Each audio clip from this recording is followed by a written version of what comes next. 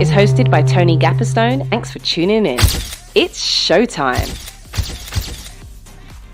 Hey everybody, it's showtime. Welcome to the Brave Maker Podcast, episode 259.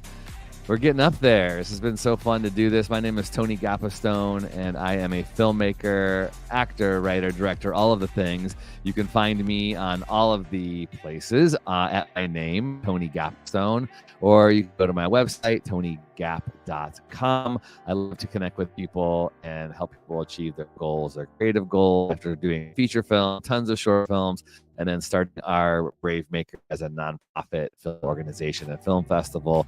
I love creativity in storytelling in all of its forms. I have a special guest today that I'm very excited to talk about, who's doing some great things, educating and entertaining, just like our mission, creating community around film. Before that, let me give you my inclusive description. I am a Caucasian man. I'm wearing a lot of yellow today, yellow shirt, yellow glasses. I have brown hair, and I'm in my studio, Brave Maker, with a striped wall, black and white to my right, and our faux green Brave Maker wall with the pink words Brave Maker in script behind me. So I have today somebody that I connected to on the internet. And this is a great example of how the internet can be used for positive connections and collaborations. Been following Michelle for quite some time on her Instagram page, Show Run Her. So without further delay, Michelle, hey, Daniel. Hello, Michelle. Welcome. Hello. How are you today? Great. Thanks for being a part of this. And I'm excited to get to see you and meet you in person after following along and being a beneficiary of all your great work that you put out there. So why don't you introduce yourself to everybody? Well, first of all, thank you for inviting me. I'm super excited to be a part of the podcast and all of the wonderful things that you guys are doing in the film industry. I was talking to a friend the other day and she was like, oh my God, I'm getting ready to work with them. So it was just like alignment and right on time. So thank you so much. Heck yeah. Well, my name is Michelle, aka Show Run Her online on all platforms, and I am an independent filmmaker. I've been indie filmmaking for about 15 years now. I started off writing, and I had no idea that was going to make me a producer. I was just like, I just wanted to write a story. And then from there, I was like, I have to order pizza, and I got to get everybody on set, and I got to send out call sheets. And so I kind of like got thrown into producing and actually just loved it. I loved it more than the process of screenwriting. And I've been an EP for 15 years. I've written some series and things like that over the years and have produced over 250 pieces of content. So I'm kind of like in this thing. I don't know, I'm going in any other career. I've been invested for so long. And so a lot of my journey from there, I went over to work at TV One as a director over their content slates. And I got to work with sponsorships and brands and really honestly learn who I was as a filmmaker. I was like, oh my God, like I wasn't doing all of the things that I thought I was doing, especially when you're now working in an environment with a group of people and it's not so much your project. And so I was just able to grow as an EP, honestly, and as a person. And that job at TV One kind of really excelled me into who I am today. Michelle, that is such a cool. Yeah, I want to hear so many more like specific details of this, and we're gonna jump in. I see there's a people watching online, so kudos from Olga Gabris, who says kudos for alignment. Olga is one of our filmmakers and on our team, but also as an independent creator herself, doing amazing things. So I know she's going to have some good questions and comments today. And then also Stacy, one of our team members and a documentary producer and working toward her directorial work, is excited for this episode. Can't wait to see announcements film. Former teacher here, so I can relate. All right. I'm so excited. Okay, cool. Well, before I jump into all the questions, why don't you give your description, pronouns, and where you're calling in from? All right, my name is Michelle, and I'm an executive producer, screenwriter, depending on the day. And I go by she and her, and I'm actually in Las Vegas, Nevada, where it is extremely hot. And I gotta keep eye drops in my purse now. All right. Well, I connected with you, and Stacy's in our comments saying you give away so much info on your webinars. I have not done a webinar of yours, but I just go to your friggin' Instagram page, and it is constantly fueled with information and grants and tips and things to help people get their work out in the world. And we titled this show today, like, everything you need to be successful as an indie filmmaker. So can you just talk about like the why behind your page and your work? Why do you do all that stuff? Okay, I tried to launch the Showrunner brand in 2018. I was in the process of doing my own film series and work, and a lot of people would ask me like, hey, like, for locations, or I had a studio at that time for equipment. And I kind of got the name as your film plug. Like, call Michelle if you guys need something. She is around. And so in 2018, I still was working on my own projects, and it was really hard for me to keep up with a social media platform. Although I always just kind of wanted to give insights, I just didn't know exactly what that was at that time. And I went off into, after working at TV One, then throughout the pandemic, I was like, you know what? I think I'm really ready to start connecting with just filmmakers. I think that was my first thing. I just wanted to connect and be able just to give some insights into what really goes on behind the scenes. I realized a lot of filmmakers were struggling in areas with financing, with crew and production, and also distribution, getting into the Hollywood world. And one of my main things is allowing filmmakers to understand, or what I really want it to be, is that I don't want indie filmmaking to be a struggle. I want it to be a choice, whether you want to choose to be in the indie film world or you want to choose to be in Hollywood. Because I think everybody strives for Hollywood. And it's such a huge place to jump into as an indie filmmaker, especially if you don't have that experience yet. What we do in the indie world and what is done in Hollywood are two different worlds. And so to know all of what you need to know to go into Hollywood is so important. So my main goal, and it always have been, is just like ministry. I just love to give back, and I love to be able to teach people. I've been fortunate enough to have a mentor for 20 years. And I really believe once you learn, you can also give it back. And so that's what I do now. And I had no idea it was going to grow into this massive like thing online where I'm going places and people are like, oh my God, thank you so much. You know, your insights, your grants, the forms, the information that you are given is allowing me to really pursue my film career in a way that I never thought that I could. And so that keeps me, actually, that's the part that keeps me going, you know? And I just love sharing any information that I have personally experienced. I usually don't share content that I have not went through. So anything that I share, good or bad, I have learned from that process and want other people to grow. I love that. I really share those same values. You know, our mission is to educate and to entertain and to create community with, right? And an inclusive community where everybody can belong. I think that's been, and I think when I see someone like you sharing resources freely and doing it in such a way that lifts others, I want to talk some specific things about living around that, and you're giving so much.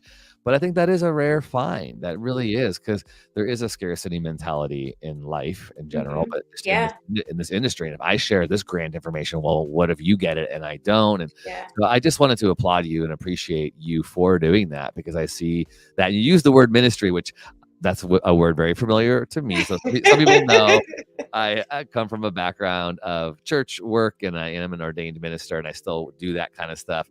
And people often who don't know that as a background and then they learn it, they can sometimes be weirded out, but then they're like, oh wait, okay, cool, this is interesting. And I say, in the best way possible, I think film and creativity and making creative work can feel like a church. A church is really Yeah, the Greek word is just a called out people who have a yeah, purpose and a mission.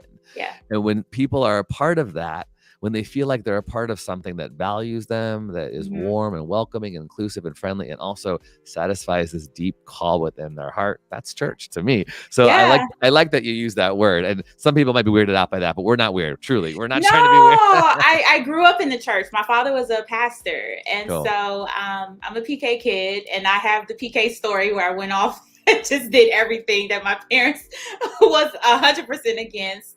And ministry is something that is very important to me outside of just like the filmmaking world. And I think my strong belief in God and faith has allowed me to always just want Cool. to show up for people genuinely, Cool. and to give back, because that's what we've called here for. And so we have different sectors where we can kind of, and avenues where we can kind of touch people, and filmmaking just so happens to be the one that I'm currently in for right now.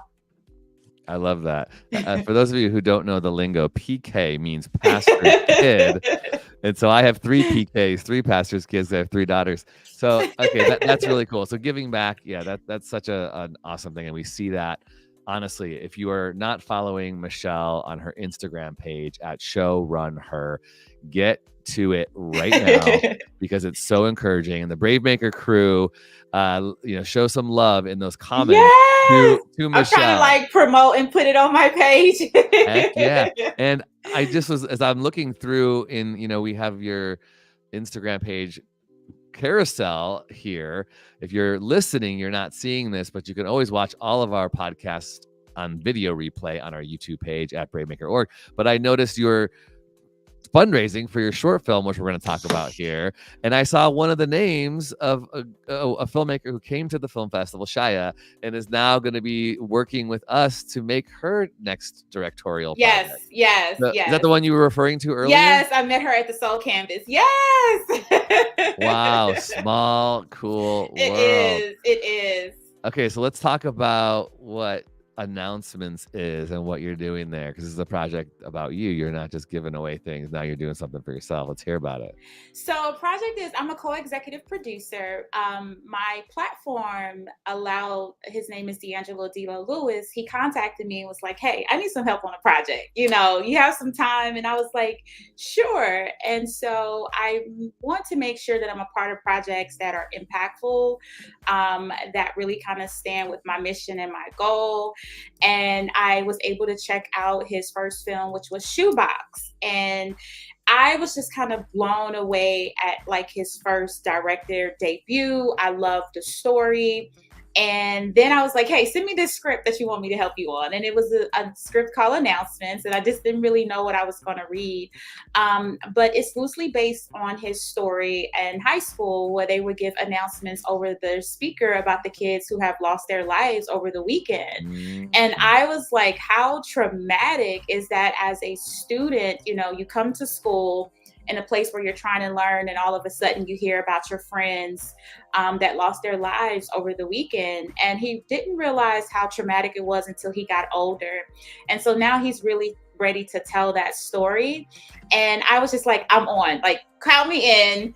And I haven't been on a project in a while, just because I've been trying to find something that really touched me, something that can give back to the community, that served a real purpose. And I think that is what strives us more as well, the storytelling.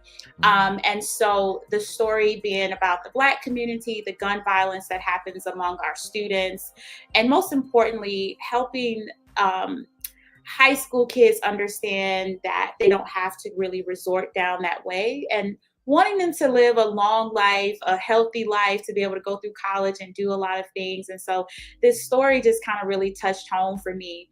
And I've been rocking with D-Lo ever since. And so we've been at it. He's an amazing director to work with. I feel very blessed to have such an amazing leader. And that's hard as well. I mean, I'm the EP, but also having him as an EP and a director as the leader of our team kind of keeps us going. So we are in the process of crowdfunding, and it has been going very well. We're on day 3. I think we're about at 43 or 44% of our campaign. And we're getting ready to shoot November. So I'm just really excited about all that it's going to do for the youth and the school system as well. My gosh, that's amazing. So shout out to D-Lo. We are rooting you on. And at Brave Maker, we definitely care about stories about mental health and suicide prevention. I've never heard that being done before. I know. I mean, I never have heard of that before. Like, wow. We have Stacy in the comments saying schools need to provide mental health support services for children. Thank you for making this. And Stacy said she saw Shoebox last week as well. Oh, so that's awesome. So somebody just reaches out to you because you're so prominent on social media, which again, this is what I preach this all the time. The power of making connections, getting gigs, finding collaborators online. People are missing out so much if they aren't actively making this a part of their work. So can we talk about that a little bit? Like I'm asking honestly, personally for myself too. I have so many jobs, creative jobs, to make ends meet. I teach acting. I do writing and directing and producing for any video content, small businesses, PSAs, etc. I teach screenwriting classes. I am creating film programs for universities and school community centers. It's a lot just to kind of make ends meet. And like you, I see you putting out things. I do hope that people contact me just like you, saying, hey, I want to hire you, or hey, I would like you to produce my stuff. Can you talk a little bit about the creative work that you do and how you go about it? I heard you say you pick projects specifically when they align with your mission. How do you do with your rates? Anything you can talk about that filmmaking life success that you're creating for yourself? Man, coming from, because at one point in time I was creating content. I had a studio, I had an SVOD platform, and I was just really able to generate the income to keep creating more content. But moving away from that and being behind the scenes the creative world has been a beast. Anything that I'm creating and posting is solely by myself, from webinars to the books that I create and things like that. So it is, I don't want to say it's a struggle. It's not easy. It's just not easy trying to keep up with this algorithm that everyone keeps talking about. And you sometimes can be very overwhelmed with the process. Like, okay, I got to post, and I got to make sure I do webinars, and I got to make sure I do a lot of these things. And that part can be very overwhelming, but I just at some point step back and just is like, I'm just going to trust God to do what he does best. And I post when I can, and I create the content that comes to me. And the projects, I get a lot of people that are like, can you help me with this project? Can you do this project? And I just always want to make sure that my timing and my bandwidth aligns, that I can give 100%, even if it's a few different projects, to that project. Producing is not easy. I know sometimes people are like, oh, I just send out call sheets and buy food. And it's a little bit more complicated than that. Like on the back end, even for announcements, the social campaigns, the crowdfunding, the marketing, we're in the process of speaking to companies with product placement, brands, nonprofit organizations, the mayor's office. I'm trying to figure out how to get media right now for my director, my co-producer. Her and I work together. You're right.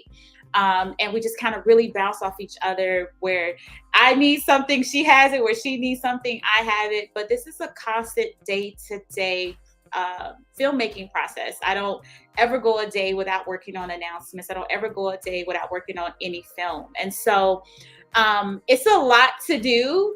It's just not like, oh, okay, I'm just breaking down the script. I'm worried about locations. I'm worried about distribution.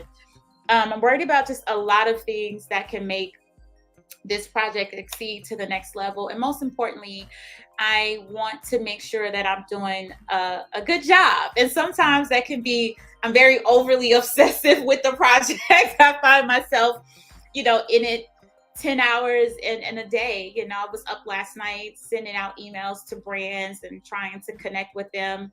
And so I just try to make sure that when people do contact me out of respect, like, hey, I just want to make sure I have enough time to give to your project 100% so that the vision that you see actually ends up happening. So I am now currently working on my first feature film. And I'm just like, I'm 15 pages in. I have the idea, the outline. And I'm like, how do people do this again? Like, I haven't written a script in a few years. And I'm just like, oh my God, like, this is no joke. Yeah. So one of the things I'm just trying to constantly remind myself is that this is the first draft. Just get it out. And you're going to have plenty more drafts to go, but just kind of get the story out.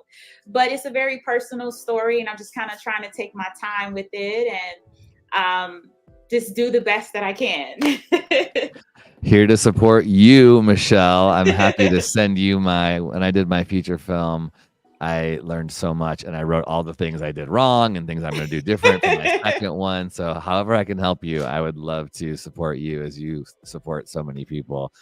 Thank you. Yeah, the process is, we love it. Yeah. But it's work and it's a lot. Work. And I'm with you. Last night, I think I emailed you at like midnight last night. Here's the link for tomorrow. Because I just got off a set last night and this is the life. And I feel it. My body's like, oh my gosh, just going. Yeah. And so, okay. Yeah, I feel, you're my people. I really do. I feel when you meet someone and hear somebody talk about this is why people quit, really. It's why people don't keep going. It is such a career that requires commitment and resilience and hard work, and defining success, I think, is really important. Again, we titled this podcast, everything you need to find success as a filmmaker.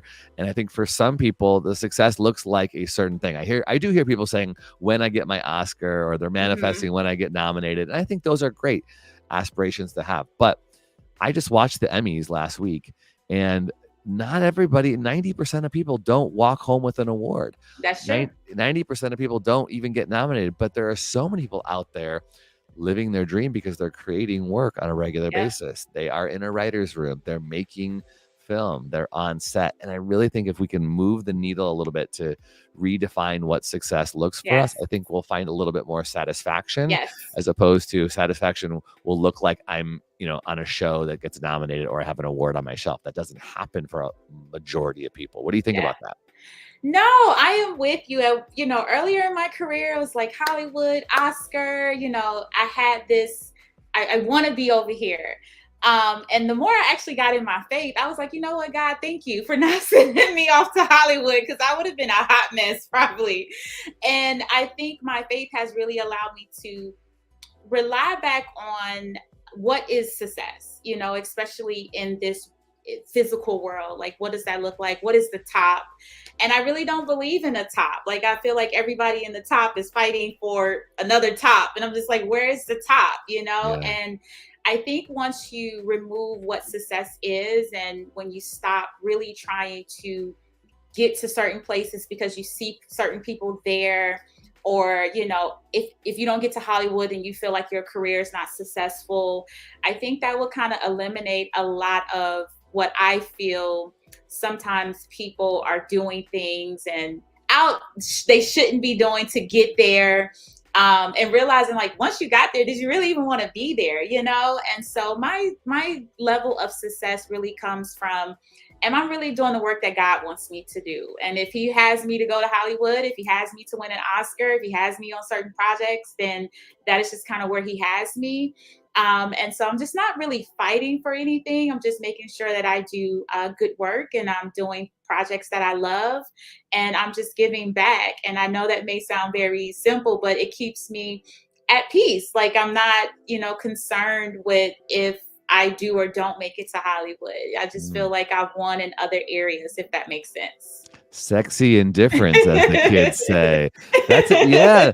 I think that's interesting. And you have your higher power, you call God, and some people who might not have that, I think, is just going within yourself. Like, what is okay with me, and what will I be okay holding loosely? I really hear that too. Like holding things so loosely, because we can get so attached to things. And I feel, I do have a higher power. I do believe God in a creator and something beyond me. It's still a mystery, and sometimes I'm 100% in, and sometimes I'm 200% in, and sometimes I'm like 1% in. I'm like flip-flopping everywhere. Yes. Right? But I think at the end of the day, if I can just kind of sit back and go day by day, I don't know how I'm going to make ends meet in October, but in September, my ends are being met somehow. So what could I do to just make myself move forward? Because I don't have a regular job that, I don't always have a paycheck, right? Yes. I don't eat unless I work and make it happen or feed my kids and So it is a wild time. And I really think, again, going back to mental health and your film, kids are impressionable around their identities, but also adults for our whole lives. We're trying to figure out, who are we and what is my value? And I think you nailed it too. Even when I watched the Emmys, our A-list actors, I could tell it's not always comfortable for them to be on red carpet and getting their picture taken. And they all are trying to reach some greater heights too. But I think, gosh, if we just lean back a little bit and enjoy the moment, and look at right now, I get to meet you, Michelle, and we have only known each other through Instagram, and who knows where this could go, but it's so great. So we have a question in the comments. Olga is talking about moving pieces, great to have balance and mental health and step away when you need to. But she asks, what's your writing process?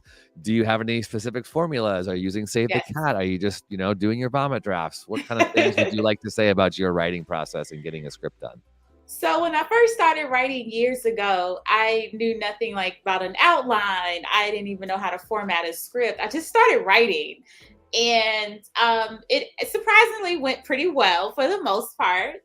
But what I realized is that I will always get stuck somewhere in my project or in my script. And when people would watch it, they would be like, oh, I don't know where that went. And I'm like, me neither. I don't know where it went either. I was just writing. And so I had a series one day that I wrote in an hour, and I just had my director to edit it for me. So I've been pretty good at just kind of getting it out. But for this particular script, I said, you know what, I really kind of need to do it more in a professional way. And so one of the main things that I focused on is an outline. I want to make sure that every scene, it's an arc within the feature film, like Act 1, 2, and 3. And that is allowing me to write a bit faster. It's allowing me to move pieces around. It's allowing me to have an A story, a B story, and save things for later and see what makes sense and what doesn't. But usually I write, when I lived down south, I used to write when it rained. That was my day that I would write. It was okay, every time it rains, I will write. Well, I live in Las Vegas, and it only rains 14 days out of the year. And I'm like, okay, I can't just write for 14 days out of the year. So my writing process usually comes in at night, when everything is just really quiet in the world, and I'm able just to kind of really think and channel in. And my favorite, again, the thing that I've been holding on to is my outline, because without that, I have no idea what I'm writing. I have no idea where I'm going with things. And so, but Save the Cat is a really good book. And I watch a lot of films that have won awards. I'm just really trying to see how they were able to close a lot of gaps, a lot of the stories. But I always say to myself, I would have never written that. They are really good. I find myself admiring the writers more as I watch these films. I'm like, man, they're really good. They were able to really articulate the story. And so that's just the main thing. I'm just hoping, am I articulating the story correctly? And is it going to make sense for the audience? Is that true? Oh yeah, we got some music in the background. Michelle's hearing our background music. She thought her phone was going off. So But yes, I'm using my outline, and I'm a part of like masterclass. I'm just trying to make sure that I understand the screenwriting process. But one of the things that I am really excited about is bringing on script coverage at the end to kind of really help me close a lot of the gaps that I didn't see, and hopefully we can make something phenomenal. So someone who's not familiar with coverage, how would you describe that, and who's your go-to person that you hire or work with? So screenplay is so script coverage is like having a script editor, someone that is they're in the industry, and they're able to read your script and see if you have story gaps. They rate your script, especially compared to what's going on in the industry. They look to see if your script is marketable. Does it really have a story? Are you telling the story that you think you're telling? Because sometimes we have an idea, and as we're writing the script, it's not the story. So they're able to really give you honest feedback from a perspective. They don't know anything about you. They don't know anything about your writing career, who you are as a filmmaker. Just honest feedback on where your script is at. And they rate your script as well to see where it will kind of land at. So coverage is always good. I recommend it for every filmmaker. Like, it doesn't matter, short film, feature film, just send it through coverage to see what other people are saying about your script. And one of my favorite platforms I use is Screenplay. I really enjoy them. They are reasonable in price. Their process 2 to 3 days usually is very good, especially when you're like, you have anxiety about your script. You're like, hey, I need to know, is it good or bad? Just tell me, like, what do you think? Was it good or was it bad? And so 2 to 3 days is not bad to get back with your script with some notes. And so from there, I use script coverage, and then I send it off to a few screenwriting friends. And then one of the things that I've been doing lately is sending it to someone that knows nothing about film. And they could just read the script and be like, I don't know if this makes sense. I don't know where you were going with this. Because I feel like if they don't know anything about the script or screenplay and it doesn't make sense to them, then I have definitely missed it somewhere. But yeah, script coverage is like my best friend. I dig that. And I think the reminder for all of us in the industry is you're investing in yourself. What I hear, Michelle, Mm-hmm. You are investing in yourself. I hear you taking master classes, and coverage is not free. You are paying Screenplay or whoever it is to read the script and then write up a report. And this is what happens when you submit a script to a network or to a studio, or you're working in a writer's room. An executive is going to write up some notes for you. So I really love that. I want to shout out to the 3 people that I always go to, Roadmap Writers. And oh my God, I love him so much. Roadmap, Joey and all the people. Yes. Yeah. Oh my God. So we definitely encourage people to do classes and coverage with Roadmap. I have 2 personal people that I go to one-on-one. Lauren Wells, you can check her out. Lauren Wells was a writer on What We Do in the Shadows, and I've worked with her multiple times. And then Cody Smart, who was my first script doctor, and she works at UCLA teaching screenwriting. And I love it the same way. I get a report back, and I get ideas and things that could be corrected. And sometimes they'll even show you all the typos and grammatical errors in your script as well. That's important too. Yeah, but you be willing to spend a few $100s to do this. Like, this is what it takes. If you don't have that money, like Michelle is saying, send it to friends, send it to actors. The other thing you can do for free usually is have your friends who are actors do a read through on Zoom and just read through the script with you and for you. I just did this last week with Loretta Devine and a few of our other actors who read an animated feature that I finished. So these are all things that are so good. And again, going back to congratulations to you. Oh, thank you. I mean, we'll see where it goes. It's an animated feature. Animation's so expensive, but at least I got feedback and I can do a rewrite, and hopefully I can use that to sell it or use it as a sample for reps that I'm trying to find, Okay. Yeah.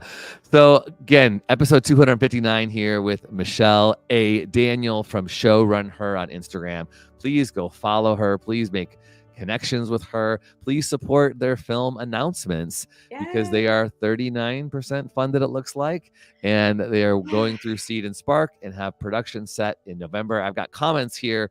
Maybe it's just comments coming on my personal, but if you need production assistance, people are willing to come and work with you and DeLeo. Was that it? Sorry, DeLeo?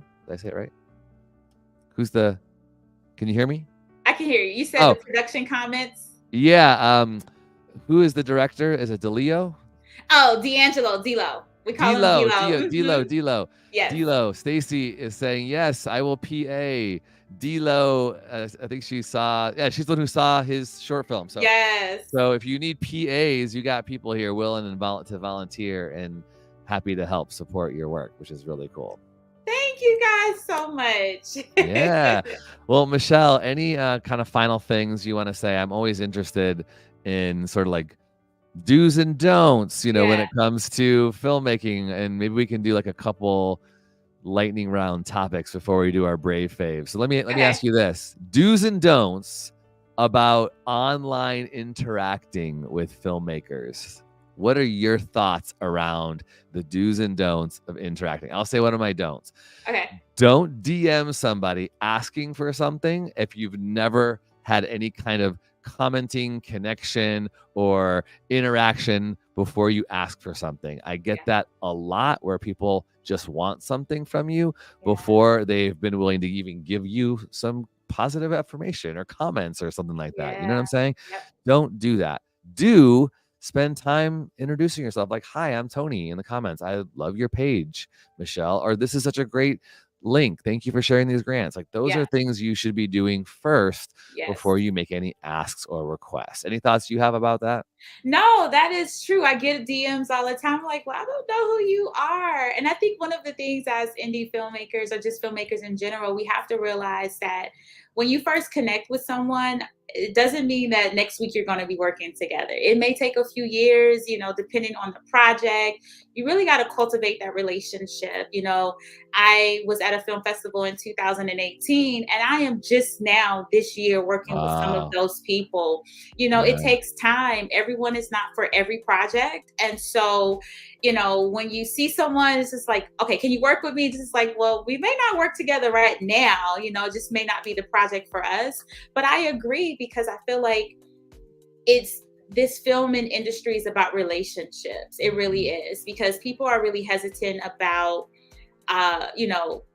what is it that you truly want? Is it genuine? And so the connections, people really hold connections like dear to their hearts, a lot of these things. So you really got to cultivate that relationship, and it has to be genuine. I try to tell people, just have genuine friendships and relationships in the industry, and it will all come together. It really will. I like that. Okay, let's talk about that. Any best practices, pro tips, do's, don'ts on working with friends, or how do you manage and navigate relationships when a lot of filmmaking is favors and working for free? Any do's and don'ts around that idea? Oh God, working with friends has definitely been hard. It's hard. It's really hard, because when it's time for me to produce, the friendship is there, but I'm trying to get a project done, budget, money. And so a lot of what we do outside of this project doesn't necessarily work in this project. And so working with friends and family can be a struggle. You really got to pick, how you want to do it. I try to tell people, don't hire people just because they're your friends. I understand that they may be a good director, a good DP, but everyone is not for every project, regardless of the situation. Your best friend director may not be the best fit for your short film, based off of where you really see it going. But if you do work with friends, I try to tell people, set up clear boundaries, and also have an agreement, which really works as a friendship, where you can kind of outline everyone's duties, yours and theirs. I just don't think it's so much about just outlining theirs, but both parties, so that if anything falls flat, you have that agreement to look back on. You have that agreement to say, oh, this is a part of my job. Oh, this is what I'm supposed to be doing. Oh, I can see why she's a little bit upset because I haven't done X, Y, and Z, because it's in the agreement. And I think that's the best way when you're working with friendships, to kind of have it outlined that it's not personal. This is the agreement, and can you really stand the test to that? And I think it allows people to also understand the seriousness of the project and where you're trying to go with the project. I wholeheartedly agree. working with friends, get those due dates and deadlines, and it is still a business, right? Even if Yeah. you're not making money, and be clear about that. Like I do a lot of volunteer stuff. People Yeah. volunteer a lot with me. Like, hey, this is a volunteer gig. It's going to get us IMDb credit. It's going to get us something we can show, and maybe this will springboard us into a paid gig Yeah. someday. Mm-hmm. Just be clear with that, right? We Yep. know that comes with the process. Okay, cool. And you did a whole thing on legal entertainment kind of stuff, which is a whole Yes. other. You have anything that you want to say about that real quick? Because I want also the last question. Well, before we do our brave fave, is about Okay. introvert and extrovert honoring boundaries in the industry. But anything about legal entertainment stuff? Yes, legal entertainment, especially in the filmmaking world, is so important. I know a lot of filmmakers want to go through distribution. I mean, you're not making a film for it to sit on your hard drive. The problem with that is that you don't have a clean chain of title to get to the major distribution networks. YouTube, Tubi doesn't necessarily require that you have a lot of the agreements and forms together. But when you're talking about you want a project on Netflix and Apple, which is where a lot of people just tend to go, you need a good clean chain of title. And that comes with hiring legal to come in and make sure that you have all your necessary agreements, even the ones with friends. You got to have that. Having those agreements signed, which gives you the right to go through distribution. A lot of people say, well, I shot the project, it's mine, but it's not technically yours if you're trying to get it through on a major network. Everyone on your team, from cast, from crew, needs to sign off, giving you permission to go through the distribution process. So the main thing about film is that a lot of filmmakers just shoot a project and don't have a clean chain of title. They don't have film insurance. They don't have E&O insurance. They don't have their agreements together. And so when it's time to go through distribution, they lose out.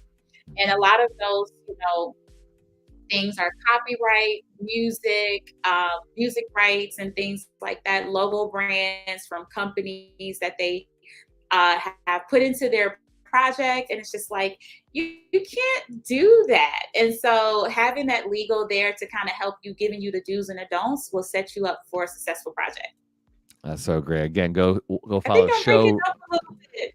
That's okay. It'll come back in a second. Go to show, run, her, and follow all of Michelle's tips and tricks. Last thing, you said before we went online that you identify as a behind the scenes person, and you maybe don't always like to be in front and doing all the things. How do you think about best practices when it comes to being an extrovert and an introvert in the industry? Like I am an extrovert who loves people and loves to be around as many projects and do as many things as I can. When we describe introverts, they love people too. They love to do things too, but there's a different energy level, right? And things that we have.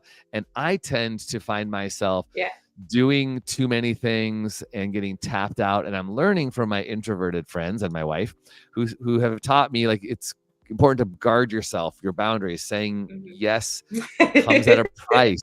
So what are some things that you would say to the introverts out there who are in filmmaking? Best thing that works for me, one, is to have two phones. I have two phones, and one is for business and one is for family, and not even friends, just family.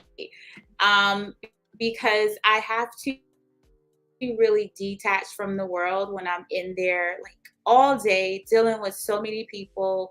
And as a producer, you have so many people that you are accountable for, from crew, director, cast, everyone. And so it can be a lot coming at you, a lot of personalities. You got to adjust as the personalities come. And so for me, one of the best advice I try to tell people, especially as a producer, if you could get you two phones where you can have work and you can cut that phone off, and then you have, in case any emergencies and things that happen with family, that's super important.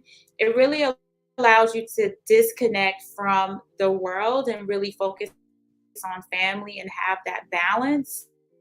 And I think you said something as well, like saying no to a lot of things really kind of keeps me feeling comfortable, where I'm not feeling overwhelmed or feeling like I have to show up.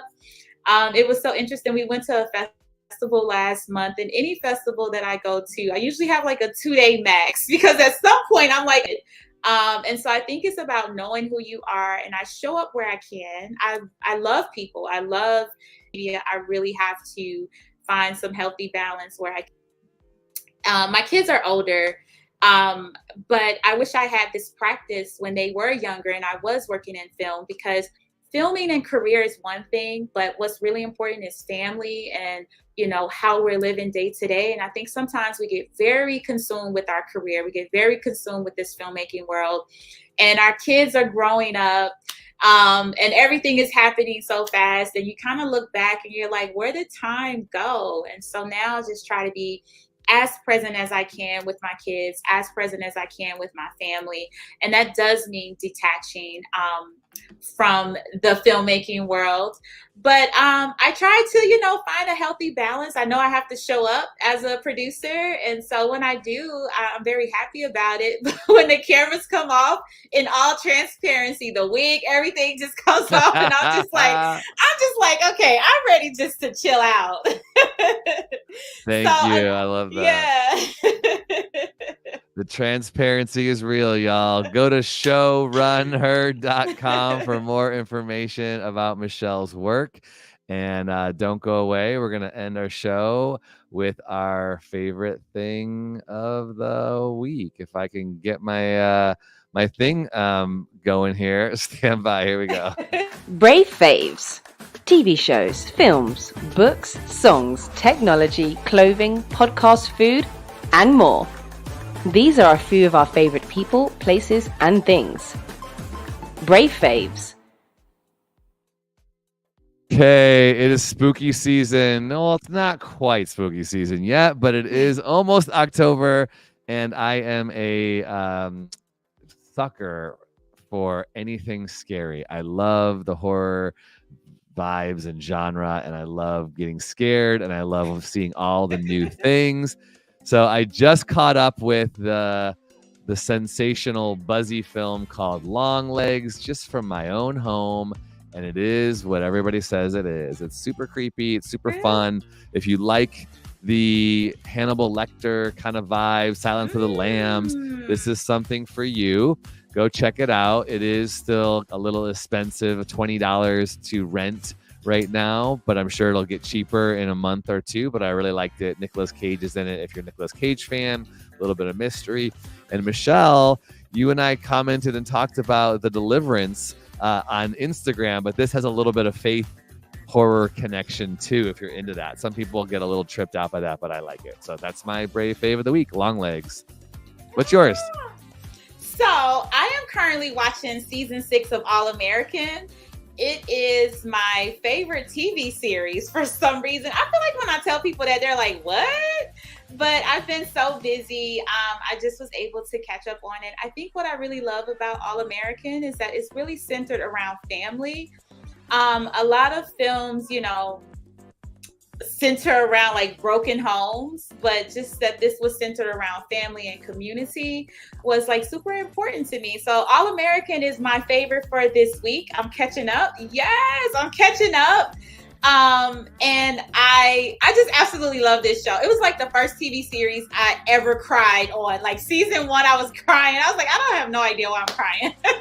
Yeah, it's a good show. It's a really good show, and I've enjoyed the growth over the years, and I've enjoyed watching the entire team. It was one of the ones that I really fell in love with. Cool. 6 seasons and counting. That's great for a show to have that kind of success. I know. Right? I know. And there's some good writing if you're falling in love with these characters and they're inspiring emotion. So you love to hear that. So kudos to all the people who are making All American. I love it. And I love football. So it's just like all the things. All the things. Just all of the things. Well, Michelle, don't go away. Thank you so much to everybody who is watching and listening to episode 259. Remember, if you're listening to this on the audio version of the podcast, you can watch all of our episodes live every Thursday or on the replays at our bravemaker.org YouTube channel. We are a nonprofit, and we really encourage you to support independent film. through our 501c3 nonprofit by becoming a tax-deductible donor today. We just had our 50th donor. Thank you to Olga Gabrice. Yes. So we have 50 people who give every single month to help do this work. The more we get, we can double and triple this. The more I don't have to work 75 jobs. And the more movies I can make and hire you all out there. So become a donor today. Text the word BraveMaker to 44321. And you'll get a link right to your phone, or you can go to bravemaker.com/donate. If you're watching this live in September 2024, we have a mixer happening at the Redwood City Coffee Bar on Friday, September 27th. And then our annual October Halloween party, 4th annual, is October 26th, 2024. It's all out costume party, and we're premiering our new film, Creature Comforter, there, October 26th in Redwood City, California. Okay, this is Tony Gappistone. I may come. What? Yes, I'm going to be out in LA already for a film festival. Okay, get up here, Michelle. Let's do this. We would love to have you up in the Bay Area. That's so great. Yes. Are you going to the Michaud Film Festival? Yes, I'll be there.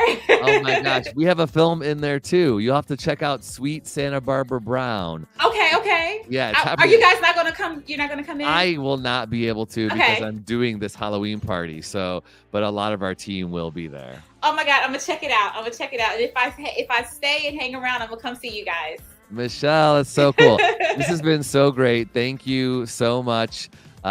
Stacy is saying what in the comments. Stacy. Yeah, we are so glad to have met you and connected. And let me just put this out there. I know your threshold is 2 days for a film festival, but if you want to come to the July 2025 Film Festival, I would love to have you. I could totally see you doing so many cool workshops. We would love to have you be a part of the 7th annual Brave Maker. I would love to. That's like right in my element. Like, I love workshops. They're like my favorite thing to do. And I always bring candy. Michelle, we're not going to hold you to it, but she did say she would like to do it. You heard it live here on our show. We'll get some legal memos going on. Yes, we can do it. I'm excited. I'm already committing. So just let me know. Thank you. Okay, that's great. July 10th through the 13th. We'll get you on it. Thank you so much, Michelle, for doing this. This is so great. Seriously, thank you for your work and what you're doing. You're inspiring me. I need it. And you're helping filmmakers to be successful. Really. Congrats. Thank you for having me. I appreciate you. And however I can continue to support, I've been hearing of you guys ever since it's like when you say you want a car and then now you see that car everywhere. You say that is what has happened when I was like, okay, I'm gonna be on this podcast. Everyone's like, I know them. I was like, oh my God, that's so amazing. So I'm excited. And however I can continue to help, please let me know. Michelle, I'm gonna take you up on that. And I really say mutual beneficial relationship here. How if I can mutually benefit you? I'm gonna email you about this thing we do on Mondays. We should have you come. We do like a masterclass group, and we're always trying to learn more from other people how they're doing it. So email me. I'm gonna be waiting. Okay, awesome. All right, Michelle, thank you. Episode 259. Follow Michelle.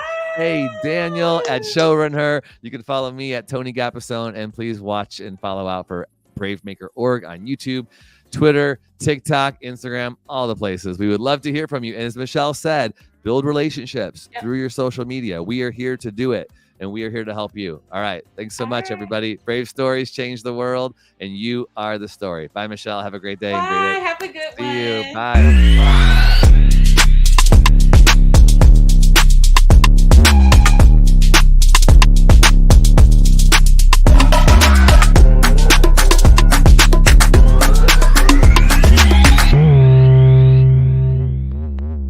Follow us on Instagram, Twitter, YouTube, and Facebook at BraveMaker.org. Like, subscribe, and share. To become a monthly donor, text the word BraveMaker to 44321 or go to bravemaker.com/donate. Thanks for tuning in.